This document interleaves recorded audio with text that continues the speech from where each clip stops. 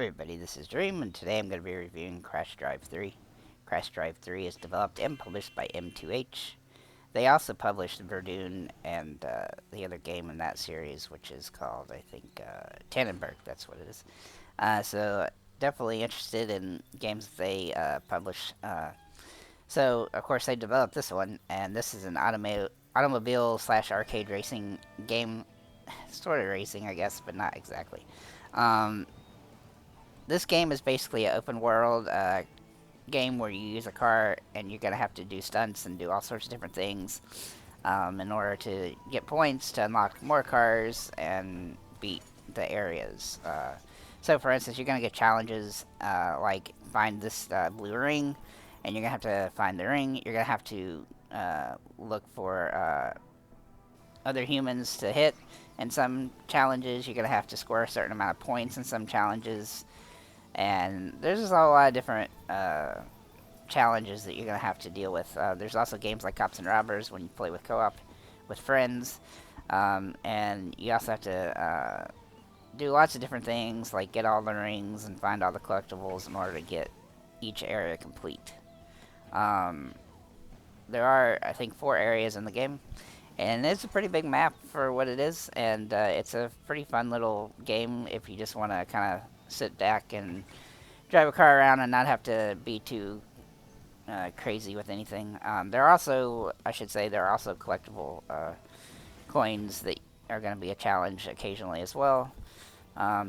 Overall, I mean, this game, I feel like there could have been more to it because there's a lot of potential for like races and things like that, which the game really just doesn't offer.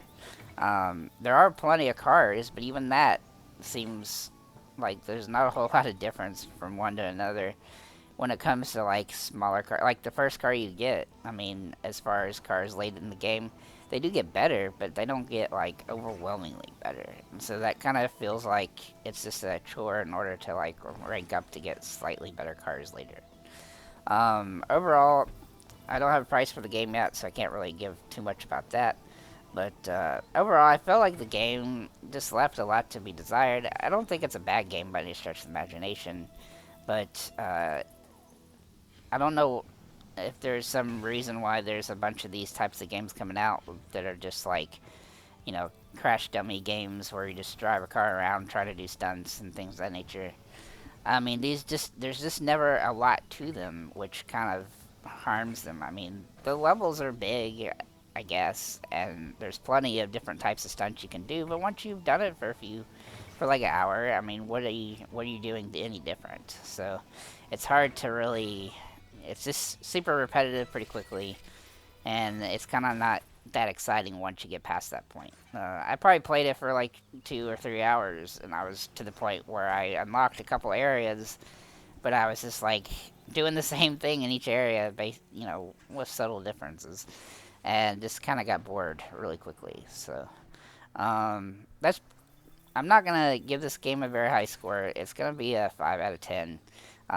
There's a lot. I mean, it works really well. The way, you know, there are some skill involved to like scoring mass points and getting some of the crazier achievements in the game.